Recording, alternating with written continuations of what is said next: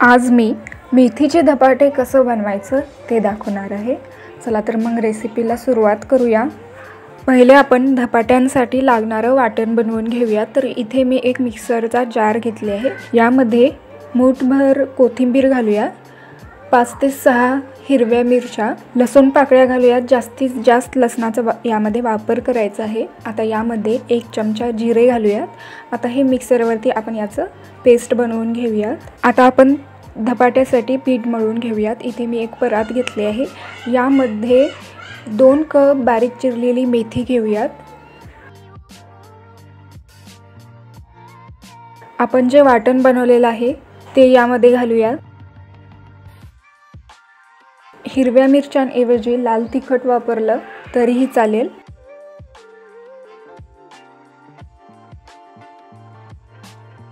यामध्ये अर्धा चमचा ओवा घालूयात, अर्धा चमचा धने पावडर, हळद घालायचं आहे आणि चवीनुसार यामध्ये मीठ घालूयात। आणि यामध्ये 2 चमचे यामध्ये आपल्याला तांदळाचं पीठ घालायचं आहे। आता यामध्ये 1 वाटी गव्हाचं पीठ घालूयात, 1 वाटी बेसन आणि 1 वाटी ज्वारीचं पीठ घालायचं आहे। आता हे सर्व व्यवस्थितरित्या मिक्स करून घेऊयात। व्यवस्थितरित्या मिक्स करून झालं की मगच यामध्ये पाणी घालून याचं पीठ मळून घ्यायचं आहे।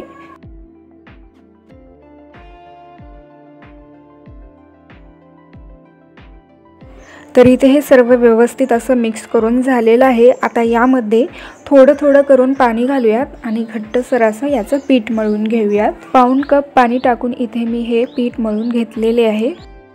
पीठ मळण्यासाठी एखाद्या वेळेस पाणी कमी जास्तही लागू शकतं।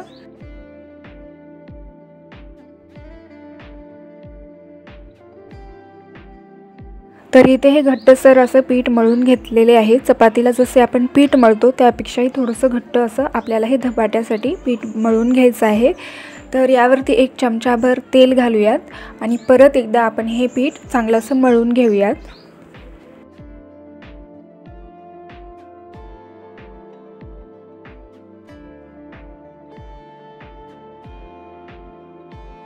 आता आपण पिठाचा गोळा घेऊयात आणि याला व्यवस्थित असं गोल आकार देऊयात। यामुळे चांगल्या अशा गोल आकारामध्ये हे धपाटे बनतात।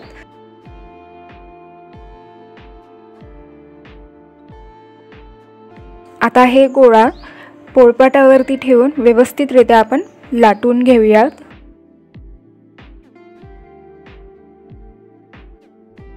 थोडंसं पीठ लावूयात म्हणजे हे पीठ लाटण्याला चिटकणार नाही आणि व्यवस्थितरित्या आपल्याला हे लाटता येईल। जास्तही पीठ लावायचं नाही, थोडंसंच लावायचं आहे आणि हे पोळी सर्व बाजून एकसारखी अशी लाटून घ्यायची आहे। चपाती आपण जसं लाटतो त्यापेक्षाही थोडंसं पातळ आपल्याला हे धपाटं लाटून घ्यायचं आहे। तर इथे मी हे धपाटं लाटून घेतले आहे। एकदम पातळ असं हे धपाटं लाटलेलं आहे। तर आता आपण हे गरम तापलेल्या तव्यावरती आपण हे धपाटं टाकून घेऊयात आणि दोन्ही बाजूने छान असं खरपूस भाजून घेऊयात।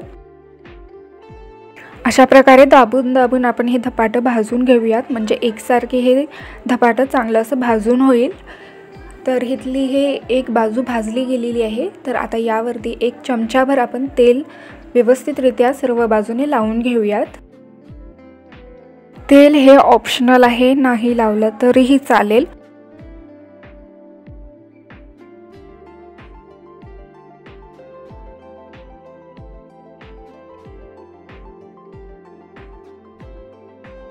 आणि आता हे दुसऱ्या बाजूने 1 चमचाभर तेल लावूयात आणि धपाट्यावरती व्यवस्थितरित्या आपल्याला हे तेल पसरवून घ्यायचं आहे आणि दोन्ही बाजूने चांगलं असं खरपूस भाजून घेऊयात। धपाटं जास्तही भाजायचं नाही, नाहीतर हे धपाटे मेथी असल्यामुळे अजून जास्त असे कडू होतात।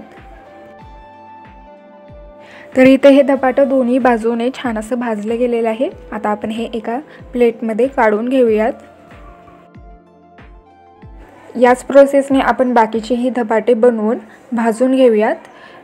कडक तापलेल्या तव्यावरती धपाटं घालूयात आणि यावरती 1 चमचाभर तेल व्यवस्थितरित्या या धपाट्यावरती पसरवून लावूयात आणि दोन्ही बाजूने खरपूस असं भाजून घेऊयात. जास्तही भाजायचं नाही, नाहीतर धपाटे कडू होतात. धपाटं पलटवून दुसऱ्या बाजूनेही आपण तेल व्यवस्थितरित्या असं लावून घेऊयात आणि दोन्ही बाजूने चांगलं खरपूस असं भाजून घेऊयात. तर इथे हे धपाटं चांगलं असं भाजून झालेलं आहे. आता आपण हे प्लेटमध्ये काढून घेऊयात. तर इथे हे खमंग असं मेथीचे धपाटे तयार आहेत. टोमॅटो केचप, दही किंवा टोमॅटो चटणीसोबत तुम्ही हे धपाटे सर्व करू शकता. चला तर मग परत भेटूयात अशाच एका नवीन रेसिपीसोबत.